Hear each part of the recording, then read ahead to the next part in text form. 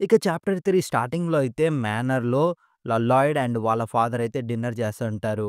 అప్పుడేమో లల్లాయిడ్ ఏమో ఇలా అనుకుంటాడు. నేనింతవరకు తనని అవాయిడ్ చేస్తూనే ఉన్నా. కానీ ఇప్పుడు ఒకవేళ తను నన్ను ఇవన్నీ గూడా కట్టకుండా ఆపేస్తే ఏంటి పరిస్థితి? ఇక వాళ్ళ ఫాదర్ ఉండి, "ఇప్పుడు నువ్వు ఏం చేస్తున్నావు?" అంటే పబ్ ఓనర్ నన్నొక ఆండోల్ రూమ్ క్రియేట్ చేయమన్నాడు. సో, నేను ఆయనకొకటి కట్టిచ్చా. అంటే మిగతా పీపుల్ దగ్గర నుంచి గూడా నువ్వు ఆర్డర్స్ తీసుకుంటున్నావా మన ప్రజల నుంచి? మీకు చూస్తుంటే మీకు ఆల్రెడీ తెలిసినట్టుంది. అంటే వాళ్ళంతా కూడా మనవాళ్ళు. సో, మనం వాళ్ళని ఎప్పుడు గూడా బాగా చూసుకోవాలి. నువ్వు కానీ వాళ్ళని నమ్మించి మోసం చేస్తే నేను ఊరికే ఊరుకోను. అంటే అల్లాయుడు నేనిలాంటివేం చేయనులెండి అని చెప్తాడనమాట. సరే ఇక మనం మాట్లాడడం పూర్తి చేస్తే నేనెళ్ళిపోతా. ఇక వాళ్ళ నాన్నేమో ఇలా అంటాడు. ఇదంతా కూడా మన ఫ్యామిలీ సిట్యుయేషన్ వల్ల నీకు కళ్ళు, చెవులు ఉన్నాయి. నీకు తెలుసు ఇక్కడ ఏం జరుగుతుందో. ఇదంతా గూడా దీని గురించి పట్టించుకోకు. నేను వీలైనంత తొందరగా వీటి నుంచి బయట పడడానికి చూస్తా. సో, నువ్వు వీటిలో ఇన్వాల్వ్ కాకు అని చెప్తాడనమాట. ఇక లాయిడేమో ఈ మాటలు నేను విన్నా ఇంతకుముందు. ఇక పాస్ట్‌లో ఏమో మనకి సుహో వాళ్ళ నాన్నయితే చెప్తుంటాడు. "ఏం కంగారు పడకు సుహో, నువ్వు ఇలాంటివన్నీ పట్టించుకోకు. ఇదంతా గూడా మామూలే. నువ్వు కిందికెళ్ళి సదువుకో గట్టిగా." ఇక మనోడంతే అనుకుంటాడు. నేనప్పుడు అనుకున్నా అంతా గూడా బాగానే ఉంటుందని. కానీ నాకు తెలుసు అది బాగుండదని. నేను నా జీవితాన్ని మళ్ళీ దరిద్రంగా మార్చుకోవాలని లేదు. కేవలం ఆ డబ్బు మూలంగా. ప్లీజ్ మీరు దీన్ని ఎట్టి పరిస్థితిలో వదలకండి. ఎందుకంటే నేను గూడా వదలను. అప్పుడు కానీ నేను గూడా సేమ్ మా నాన్నతోని ఇవే చెప్పింటే అని అనుకుంటాడనమాట.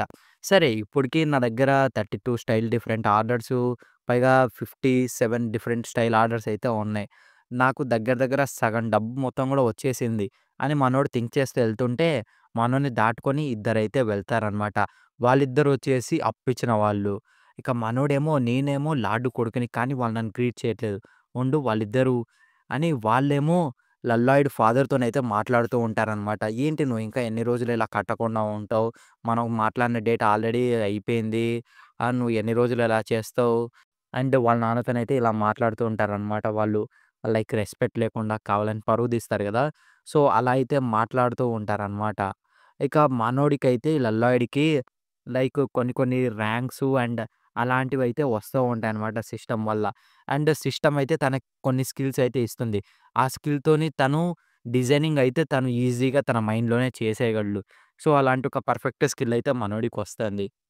ఇక తర్వాత మనోడుండి నే నేనిప్పుడు ఈ కన్‌స్ట్రక్షన్‌కి జేవియర్ ఒక్కడే సరిపోడు.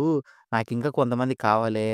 ఒకవేళ ఇది జేసీబీస్ అలాంటి ఏంటన్నా మిషనరీ ఉంటే బావుంటది. అట్‌లీస్ట్ సమన్ లాంటిది ఏదైనా ఉంటే బాగుంటది అంటే సిస్టమ్ ఉండి సమన్ ఇక్కడ ఆల్రెడీ ఉంది. నీ నీ దగ్గర గాని నీ నీ స్కిల్స్‌తోని నువ్వొక పార్ట్‌నర్‌ని అయితే సమన్ జేయొచ్చు. ఏంటి స్కిల్లా? ఇంతకీ ఎంత కావాలి దానికి? ఒక సమన్ చేయాలంటే దగ్గర దగ్గర 50 ఆర్‌పీ అయితే కావాల్సి ఉంటుంది. అదేలెండి రిలేషన్‌షిప్ పాయింట్స్. ఇక తర్వాత మనోడేమో నా దగ్గర ఉంటేనేగా అయినా సమనా? ఒకవేళ నాకు గాని డ్రాగన్ లాంటిది సో, అలాంటిది ఏంటన్నా పవర్‌ఫుల్ సమన్ వస్తే ఖచ్చితంగా నాకు ఒక మిషన్ అంత హెల్ప్ చేస్తది. ఆర్‌పీ నాకిప్పుడు ఆర్‌పీ కావాలి. సో, ఫస్ట్ దాన్ని చేయాలంటే నన్ను కీ క్యారెక్టర్స్ ఇష్టపడాలి. ఇక తర్వాత మనకి ఇక్కడ మళ్ళీ చూపిస్తారు. వాళ్ళ నాన్నతోని వాళ్ళైతే ఇలా గట్టిగా మాట్లాడుతుంటారనమాట. దాంట్లో ఒకడైతే ఇలా అంటాడు. "నీ దగ్గర డబ్బు లేకుంటే నేనొక నీకు సజెషన్ ఇస్తా. నువ్వు కానీ నీ భార్యని అండ్ అలాగే తన పని వాళ్ళని నువ్వు కానీ వాళ్ళని ఒక మంచి ప్లేస్‌కి అమ్మితే నీకు కొద్దిగా ఎక్కువ డబ్బులొస్తాయి తెలుసా?" అని వాడు అనంగానే ఇక ఎనకాల నుంచి "నువ్వు కేవలం అప్పిచ్చినంత మాత్రాన ఇలా మేనర్స్ లేకుండా మాట్లాడడం కరెక్టేనా?" అని వాడి పైనైతే చెయ్యేస్తాడు. చెయ్యేసి "ఎవరు నువ్వురా" అంటే లాయిడ్. "ఆహా! నువ్వేనా? ఇలా పెద్ద కొడుకువి. నీకు మేనర్స్ లేవు, ఏం లేవు.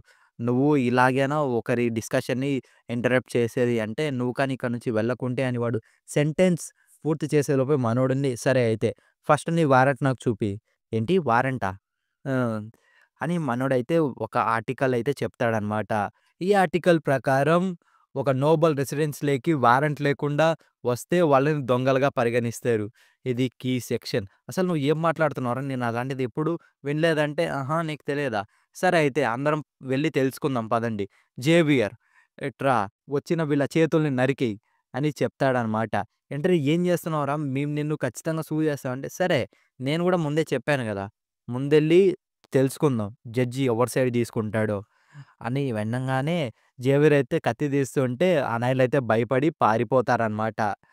పారిపోయిన తర్వాత లల్లాడి వాళ్ళ ఫాదర్ ఉండి "నువ్వసలు ఏం చేశావు?" అని అడిగితే, "మన దగ్గర ఎక్కువ డబ్బులు లేవు వాళ్ళకిప్పుడు ఈయనకి మనం ఏం చేస్తాం" అంటే, లాయిడ్ ఉండి తన దగ్గర ఉన్న డబ్బులైతే ఇస్తాడు. "నేను మీకు మొత్తం ఆర్డర్స్ నుంచి డబ్బులొచ్చిన తర్వాత అన్నీ కలెక్ట్ చేసి ఇద్దామనుకున్నా. కానీ ఇప్పటికైతే ఇది హాఫే. ఇది ఖచ్చితంగా ఈ నెల వడ్డీ మొత్తం కట్టడానికి సరిపోతుంది." ఏంటి డబ్బులా? అంటే నువ్వు ప్రజల దగ్గర డబ్బులు తీసుకుంటావా? ఆహ్, మన ప్రజల దగ్గర వాళ్ళ దగ్గర డబ్బులు ఇలా తీసుకోవడం అంటే జేవియర్ ఉండి మీరు కంగారు పడాల్సిన అవసరం లేదు లార్డ్. ఎందుకంటే ఖచ్చితంగా లాయిడ్ మాస్టర్ తన ఆర్డర్స్‌ని మొత్తం కూడా కంప్లీట్ చేసేలా నేను చూస్తాను. అంటే ఇక తిను కూడా అయితే ఒప్పుకుంటాడనమాట. సరే ఇక మేము వెళ్తాం అని వెళ్తూ ఉంటే జేవియర్ ఉండి ఇలా అంటాడు. ఏంటి మీకు అలాంటి ఒక లా తెలుసా? నీకు నేను ఎప్పుడో అనుకున్నా అలాంటివి ఏం పట్టించుకోరు. ఇగ్నోరెంట్ మీకంత సీన్ లేదా అంటే, ఆ! నాకు జస్ట్ అది ఎక్కడో దొరికిందిలే. నీకిప్పుడు సంతోషమేనా? అవును. నాకది నిజంగానే ఎక్కడో దొరికింది. ఎక్కడి నుంచి అంటే నీ నుంచే జేవియర్ బుక్‌లో. ఎందుకంటే బ్యారన్ అండ్ బ్యారనెస్ సూసైడ్ చేసుకొని చనిపోయిన తర్వాత అప్పిచ్చిన వాళ్ళు వచ్చి వాళ్ళ బాడీస్‌ని అమ్మి డబ్బులు తీసుకుందాం అనుకుంటారు. అప్పుడు జేవియర్ ఇలా చెప్తాడు. ఈ ఆర్టికల్ చెప్పి ఇది వాళ్ళ తలలైతే నరికేస్తాడు. అండ్ ఆ తర్వాత జేవియర్‌ని జడ్జ్ దగ్గర తీసుకుపోయినా తన తప్పేం లేదని నిరూపించబడింది.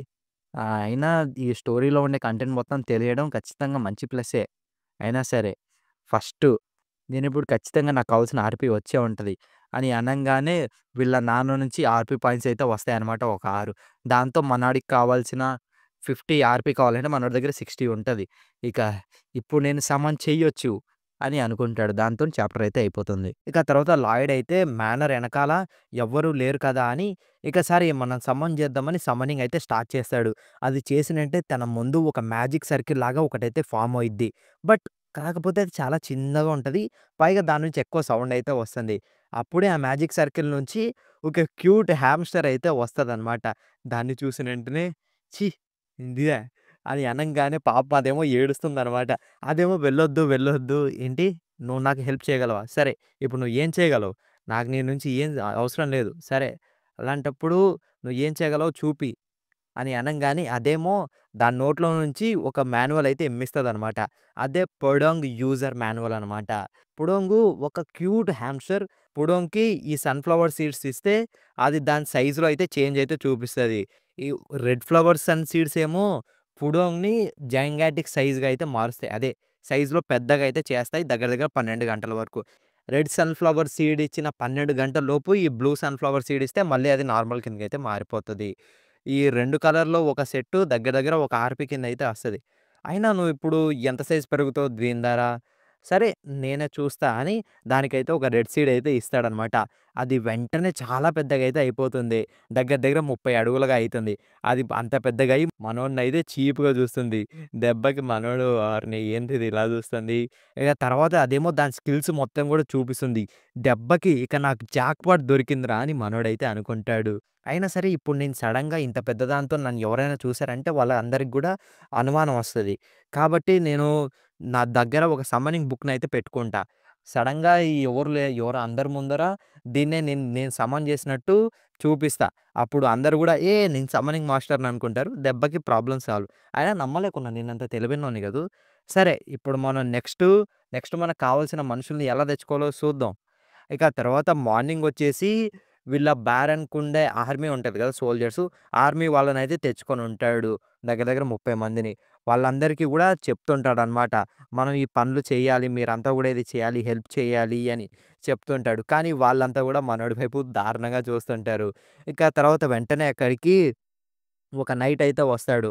ఈ నైటే అందరికంటే పెద్ద నైటనమాట. ఈ ఫ్రంటేరా వాళ్ళ దాంట్లో. ఇతని పేరు న్యూమన్ అనమాట. అతనొచ్చి "నువ్విక్కడ మా మనుషులతోని ఏం జేస్తున్నారు?" "ఆ! నేననుకున్నా తిను ఇలానే జేస్తాడని." ఎందుకంటే ఇక్కడ ముగ్గురు నైట్స్ అయితే ఉంటారు. ఇక్కడున్నది న్యూమన్. ఇతని కింద బేరన్. తన కింద మన మెయిన్ ప్రొటాగనిస్టు జేవేర్ అస్రహాన్. ఫస్ట్ బుక్ స్టార్టింగ్‌లో ఎస్టేట్ మొత్తం గూడా లాస్‌లోకెళ్ళిపోయినప్పుడు జేవియరు, బేరను చివరిదాకా లాయల్‌గానే ఉంటారు. కానీ ఇక్కడున్న మన ఫ్రెండ్ మాత్రం ఫస్టు బేరన్‌ని మోసం చేసి అక్కడి నుంచి పారిపోతాడు. ఎందుకంటే ఈ న్యూమనే బేరన్ పైనున్న ఇన్ఫర్మేషన్ మొత్తం గూడా ఆ అప్పులిచ్చే వాళ్ళకైతే అమ్ముతూ ఉంటాడు. దానివల్ల బేరన్‌కి చాలా అంటే చాలా అప్పుంటది. వీడిని ఇలా కాదు, వీడిని ఎలా ఏదో ఒకటి చేయాలి. సరే నేను నీకేం చేస్తున్నా అని కనపడుతుంది. అంటే నువ్వు సోల్జర్స్‌ని ఇలా మంటిలో పని చేయమంటున్నావు. నేను వాళ్ళ కమాండర్‌గా నేను దీనికి ఒప్పుకోను. ఆ! ఆ! ఆ! నీకు ఎందుకు సంతోషంగా లేదంటే, ఎందుకంటే నేనిక్కడ డబ్బులు సంపాదిస్తున్నా. దానివల్ల అప్పులు మొత్తం తీర్చేయగలనని. సరే ఇక వాడేమో ఆర్గ్యూ చేస్తూనే ఉంటాడనమాట. ఇక మనోడేమో వాడికి గట్టిగా ఇంగా కోపం తెప్పియాలని, నేను నిన్ను కొట్టి పడేస్తే అప్పుడు నువ్వు మూసుకొని ఉంటావా అని అయితే అంటాడు. దానికి వాడికి ఎక్కడో కాలుద్ది. ఇక తర్వాత వెంటనే వాడిని ఇంగా కోపం తెప్పిద్దామని వాని మొహం పైనయితే మట్టయితే ఇసురుతారనమాట. దెబ్బకి అందరూ కూడా షాక్ అయితారు. ఇక వాడు కూడా నీకెంత ధైర్యం ఉంటే ఒక నైట్ హానర్‌ని ఇలా దెబ్బతీస్తావా?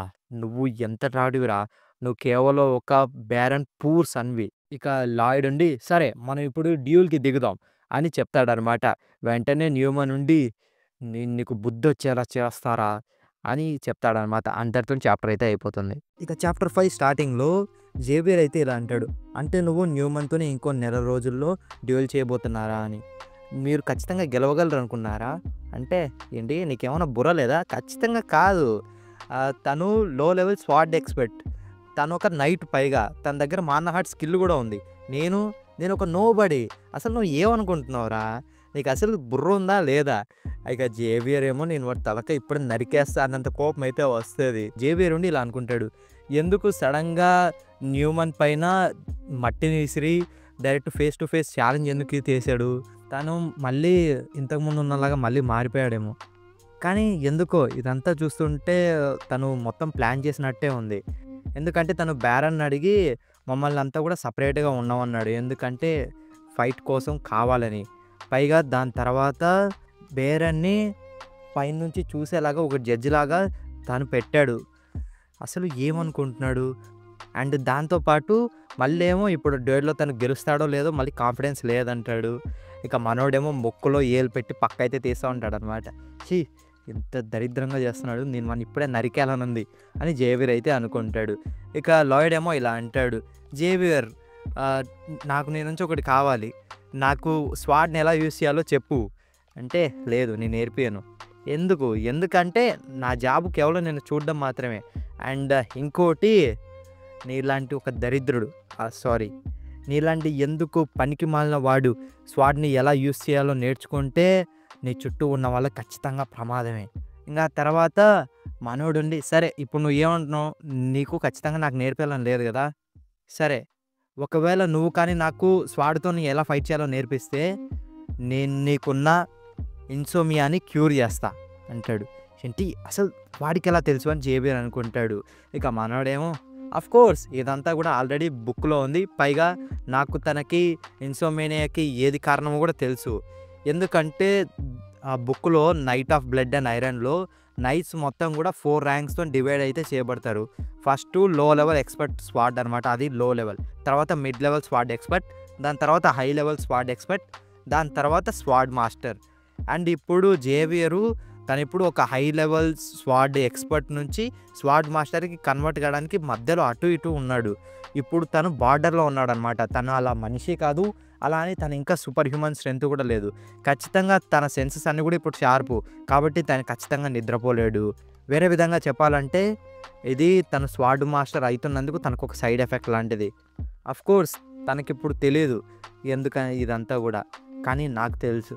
సరే ఇప్పుడు మనిద్దరికీ డీలా గదా! నీకు ఇన్సోమేనియా ఉన్నట్టు నీ మొహం పైనే చూపిస్తుంది. సరే మనం ట్రై చేద్దాం. ఇక జేవియర్ ఉండి నాకు తెలుసు నువ్వు ఖచ్చితంగా ఫెయిల్ అవుతావని. ఎందుకంటే అసలు నేను ఇన్సోమేనియాని క్యూర్ చేయడానికి ట్రై చేయని రెమెడీ అంటూ లేదు. అసలు ఎన్ని సార్లు థెరపీలు అన్నీ ట్రై చేశా. దాన్ని క్యూర్ చేయడానికి మెడిసినే లేదు అని మనంగానే నెక్స్ట్ సెకండే వానోడైతే నిద్రపోతుంటాడు.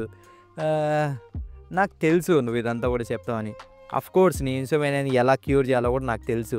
మనోడైతే వాడికి మ్యాజిక్ స్పెల్ అని సివిల్ ఇంజినీరింగ్ ఫార్ములాస్ ఉంటాయన్నమాట ఇంజినీరింగ్‌ది. సో, అవన్నీ కూడా చెప్తుంటాడు అది మ్యాజిక్ స్పెల్ అని. దాంతో ఆఫ్‌కోర్స్ ఈజీగా అయితే నిద్రపోతాడనమాట మ్యాజిక్ స్పెల్ అని చెప్పి. ఇప్పుడు నీ స్వార్డ్‌మెన్‌షిప్ నాది అని లాయిడ్ అయితే అనుకుంటాడు. ఇక తర్వాత ట్రైనింగ్ గ్రౌండ్‌లో వెంటనే జేవియర్ ఉండి 50 రౌండ్లు దాని చుట్టూ కొట్టిరా అని చెప్తాడనమాట. లల్లాయిడ్ ఉండి అసలు ఏం మాట మాట్లాడకుండా అలా చేస్తూనే ఉంటాడనమాట. తను చేస్తూ అలానే ఎన్నిసార్లు చెప్పినా సరే మళ్ళీ జేవియర్‌తోనైతే మాట్లాడుతూ ఉంటాడనమాట. నువ్వేమనుకున్నావు? నువ్వు చెప్పింది నేను చేయననుకున్నావు గదా! ఆఫ్‌కోర్స్ నాకు తెలుసు. అది ఇది అని మాట్లాడుతూ తనైతే పరిగెడుతూనే ఉంటాడు 50 రౌండ్లు. అండ్ మనోడైతే ఇలా అనుకుంటాడు, ఇది ఖచ్చితంగా చాలా కష్టంగానే ఉంది నిజంగా చెప్పాలంటే. కానీ నేను కొరియాలో ఉన్నప్పుడు కంటే ఇది చాలా అంటే చాలా బెటర్. ఎందుకంటే కొరియాలో నాకంటూ ఫ్యామిలీ లేదు. నేను ప్రతిరోజు ఒక చిన్న రూమ్ ఉన్న బోర్డింగ్ హోమ్‌లో ఉండేవాడిని. నేను నా రోజు మొత్తం పెద్ద బిల్డింగ్ పైకి ఇటుకలు మోస్తూ ఉండేవాడిని. దాని తర్వాత నైట్ మొత్తం డెలివరీ ట్రక్స్ నుంచి లోడింగు, అన్‌లోడింగ్ చేస్తోని. ఎందుకంటే ఇదంతా నేను చావకుండా ఉండడానికి. ఖచ్చితంగా ఏదో ఒక రోజు అన్నీ కూడా మారతాయి. ఇంకా ఇంకొద్ది రోజులు ఖచ్చితంగా రోజులన్నీ మళ్ళీ నాకు అనుకూలంగా కుదురుతాయి. నేను ఇంత కష్టపడుతున్నా, నాకు ఖచ్చితంగా డిజర్వ్. ఇంకొద్ది రోజులు అని అనుకున్నా. కానీ రియలైజ్ అయ్యా, కొద్ది రోజులంటూ ఏం లేదు. నాకంటూ ఒక హోప్ లేదు. ఆ బాధతో పోలిస్తే ఇదంతా కూడా నథింగ్ అని హ్యాపీగా పరిగెడుతుంటాడనమాట. జేవియర్ ఉండి, నీకు ఖచ్చితంగా అంత నేర్చుకోవాలనుకుంటే నేను నీకు ఖచ్చితంగా నేర్పిస్తా నా స్వాడ్ ఫైటింగ్ టెక్నిక్స్ అని చెప్తాడనమాట. దాంతో జేవియర్కున్న ఆర్పీ కూడా ఇంక్రీజ్ అవుద్దనమాట. ఇంకోవైపు మ్యాన్షన్లో బేరన్ అయితే ఆ న్యూమాన్ గారిని పిలిచి, నేను అసలు నమ్మలేకున్నా తనతో ఇలా ప్రవర్తించాడని. తను ఈ మధ్య మారుతున్నాడు అనుకున్నా, కానీ నేనే తప్పుగా ఆలోచిస్తా. నాకు ఈ డ్యూల్ని ఆపడానికి ఏ అధికారం కూడా లేదు. కానీ తను నా వారసుడు ఎంతైనా. సో తనతో మరీ టూ మచ్ హార్ష్గా ఉండకు. జస్ట్ తనని మరీ సీరియస్గా కొట్టొద్దు, కానీ తన సెన్సెస్లోకి మళ్ళీ తిరిగి వచ్చేలాగా చెయ్యి. సరే లార్డ్. ఇక వాడేమో ఇలా అనుకుంటాడు న్యూమన్ గాడు. కానీ డ్యూయల్స్ మీరు అనుకున్నట్టుగా వెళ్ళవు. నేను ఒక్కసారి ఆ లల్లాయిడ్ గాడి తలకే నరికేసి అక్కడే చంపేశానంటే, ఒకవేళ బ్యారన్ కానీ దాన్ని ఇంకా ఎక్కువ మాట్లాడితే, నేను ఆ తర్వాత బ్యారన్ వైఫ్ని చంపేసి అది మొత్తం కూడా ఒక సూసైడ్ కింద అయితే మారుస్తా. అండ్ దాని తర్వాత నేను ప్లాన్ చేసినట్టే ఈ చిన్న విలేజ్ నిడిచిపెట్టి ఇంకా పెద్ద చోటుకి వెళ్ళిపోతా. ఆ తాగుబోతోడి వల్ల ఇప్పుడు నాకు కావాల్సినటువన్నీ ఈ స్పీడ్గా జరుగుతున్నాయి అని వాడు నవ్వుకుంటూ అయితే వెళ్ళిపోతాడు. దాని తర్వాత ఒక మంత్ అయితే అలా గడిచిపోతుంది. ఇక అందరూ కూడా పోటీకైతే సిద్ధంగా ఉంటారనమాట. ఇక నువ్వు సిద్ధమా అంటే అఫ్కోర్స్ అని లల్లాయిడ్ అయితే తన షవల్ని తీసుకొని అయితే ఉంటాడు. ఇప్పుడు నీకు బల్బులు పగిలిపోతాయిరా అని చెప్తాడనమాట. దాంతో చాప్టర్ అయితే అయిపోతుంది. సో నెక్స్ట్ చాప్టర్ కోసం అయితే ఖచ్చితంగా మీరు వెయిట్ చేస్తున్నారో లేదో ఖచ్చితంగా చెప్పండి. సో నేను నెక్స్ట్ ఇంకా దీన్ని కంటిన్యూషన్ చేయాలంటే నాకు అట్లీస్ట్ ఈ వీడియోకి 400 వ్యూస్ అండ్ 20 లైక్స్ అయినా సరే కావాలబ్బా. సో ఎవరైనా సరే చూసిన వాళ్ళు నచ్చితే లైక్ చేయండి. ఎందుకంటే మీ లైక్ వల్ల నాకు తెలుస్తుంది. సో ఇంతమందికి నచ్చింది, దాంతో నేను ఫర్దర్గా అయితే మూవ్ ఆన్ అవుతా. నెక్స్ట్ చేద్దామా వద్దా అనే దాన్ని బట్టి. So that's it. మీకు ఈ వీడియో నచ్చింది అనుకుంటూ signing off your Telugu nerd. Bye. Meet you next one.